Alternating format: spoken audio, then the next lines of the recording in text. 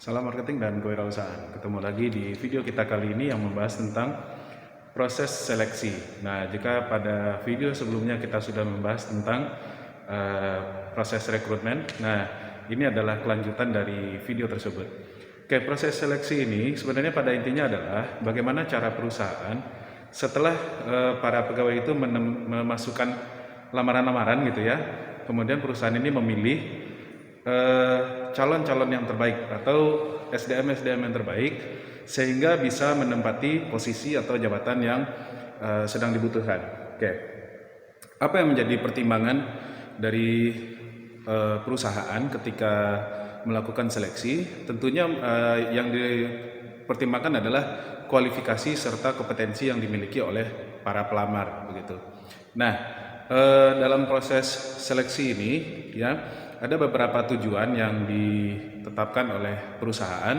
Yang pertama, perusahaan itu melakukan seleksi karyawan adalah tentunya untuk menemukan karyawan yang tepat. Nah, karyawan yang tepat ini penting sekali karena dalam sebuah perusahaan itu kan banyak sekali tugas gitu ya, banyak sekali pekerjaan, banyak sekali hal-hal yang harus diselesaikan. Nah, untuk menyelesaikan itu, masing-masing posisi atau jabatan itu membutuhkan kualifikasi atau persyaratan tertentu. Misalnya, untuk menjadi seorang yang mengurusi bagian keuangan misalnya, tentu yang dibutuhkan adalah seseorang yang dengan kualifikasi lulusan akuntansi misalnya, kemudian dia itu memiliki pengalaman sekian tahun misalnya, atau memiliki kemampuan komputer, bisa mengoperasikan Excel dan lain-lain. Nah, itu semua adalah kualifikasi-kualifikasi atau kebutuhan-kebutuhan yang dicari oleh perusahaan sehingga dia bisa menempati posisi tersebut. Jadi tujuan yang pertama dari perusahaan adalah menemukan orang-orang tersebut, menemukan orang-orang yang tepat.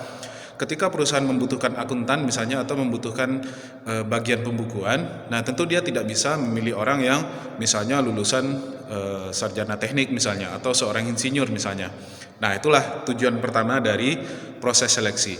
Kemudian proses seleksi ini juga bertujuan untuk investasi. Jadi perusahaan itu walaupun mengeluarkan uang yang banyak gitu ya dalam proses seleksi, tapi bukan berarti uang tersebut dikeluarkan sebagai biaya saja, tapi uang itu dipandang sebagai salah satu bentuk investasi dari perusahaan. Jadi perusahaan itu misalnya dalam proses seleksi ini untuk menemukan satu orang yang tepat, dia harus mengeluarkan iklan di internet misalnya atau di media massa. Kemudian dia itu harus mengadakan rapat ya kan, kemudian menyewa gedung atau menyediakan tempat, kemudian pegawai juga ditunjuk, diberikan honor untuk melakukan proses seleksi. Itu semuanya biaya, tapi biaya itu tidak dipandang sebagai biaya yang keluar saja, tapi biaya itu adalah investasi. Jadi perusahaan itu menganggap dengan biaya yang dikeluarkan sekian banyak, maka dia bisa mendapatkan pegawai dengan kualifikasi dan kompetensi, dia bisa dapat lebih banyak uang lagi atau bisa mendapatkan pendapatan yang lebih besar lagi. Karena bagi perusahaan itu setiap SDM itu adalah investasi. Perusahaan itu bersedia menggaji sekian rupiahnya, sekian juta, sekian puluh juta, karena dia menganggapan dengan adanya tambahan sumber daya manusia seperti itu, maka perusahaan akan mendapatkan keuntungan yang lebih besar. Jadi tujuan yang kedua adalah sebagai investasi SDM. Kemudian yang ketiga, proses seleksi ini juga bertujuan sebagai proses evaluasi. Jadi evaluasi ini bisa dilihat dari dua sisi. Pertama, pada saat akan melakukan proses seleksi dan proses rekrutmen gitu ya, perusahaan ini pasti dia akan pasti dia akan menilai kembali pekerjaan tersebut, ya kan? Apa yang dibutuhkan untuk posisi ini? Apa yang kurang selama ini, ya kan? Apa tambahan sehingga kita bisa menyelesaikan pekerjaan secara efektif dan efisien. Nah, itu kan merupakan investasi dari sisi merupakan evaluasi dari sisi perusahaan. Jadi perusahaan ini pada saat melakukan rekrutmen atau melakukan seleksi itu juga langsung merupakan sebuah evaluasi dari hasil-hasil pekerjaan yang sudah dilaksanakan selama ini, begitu. Nah, kemudian proses seleksi ini juga bertujuan untuk keadilan atau menghilangkan diskriminasi. Jadi kalau ada proses seleksi dalam sebuah perusahaan itu sudah dipastikan gitu ya, maka proses perekrutan itu dilaksanakan secara adil. Dibandingkan misalnya seseorang punya perusahaan, kemudian dia butuh tenaga kerja, maka yang dia rekrut itu adalah adiknya misalnya, atau keluarganya, atau dibawa orang dari kampung. Nah, kalau itu kan tidak adil. Atau untuk menghilangkan diskriminasi misalnya. Karena dalam proses seleksi itu dia mengumpulkan sekian banyak pelamar, mengumpulkan sekian banyak potensi orang. Dia melakukan penilaian berdasarkan kualifikasi dan ini saja, berdasarkan kualifikasi dan kompetensi si pelamar saja.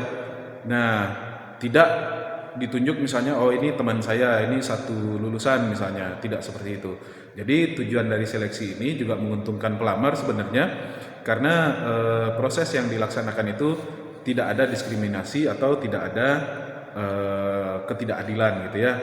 Kemudian proses seleksi juga merupakan bentuk antisipasi dari perusahaan ketika terjadi perubahan-perubahan di lingkungan perusahaan. Nah, materi mengenai lingkungan perusahaan itu akan kita bikinkan dalam suatu video yang terpisah ya.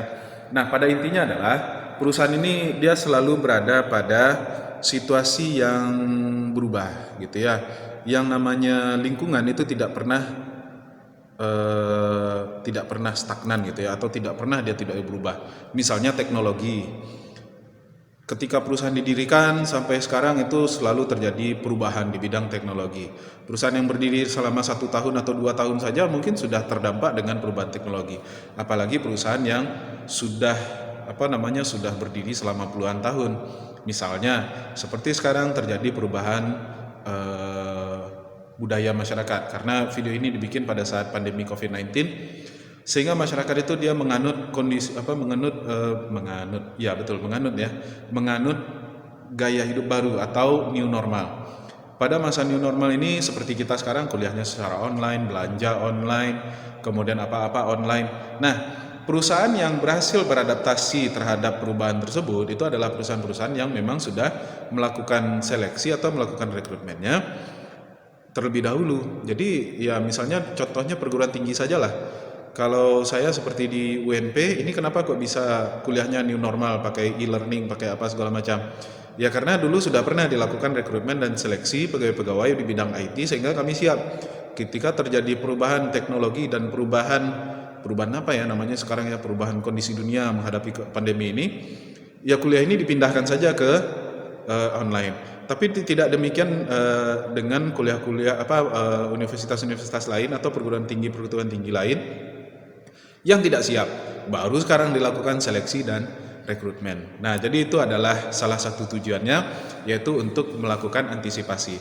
Jadi kalau seandainya kita rekap kembali, tujuan dari seleksi karyawan itu adalah yang pertama untuk menemukan karyawan yang tepat, yang kedua merupakan investasi SDM bagi perusahaan, yang tiga untuk melakukan evaluasi, yang ketiga untuk menerapkan keadilan dalam proses rekrutmen, dan yang ketiga yang keberapa nih? 1, 2, 3, 4, 5. Yang kelima adalah sebagai antisipasi dari perusahaan. Oke, jenis-jenis seleksi itu ada 3, ya kan? Walaupun kalau dipecah lagi banyak, tapi secara umum itu ada 3. Yang pertama pastinya ada seleksi administratif. Jadi seleksi administratif ini seleksi dokumen, ya. Jadi dokumennya dinilai, para pelamar itu diminta mengirimkan surat lamaran, CV, ijazah, ya kan, sertifikat dan lain-lain sebagainya. Itu dinilai oleh sebuah tim. Tim itu menilai mana yang layak dan mana yang tidak layak. Nah, itu namanya seleksi administrasi.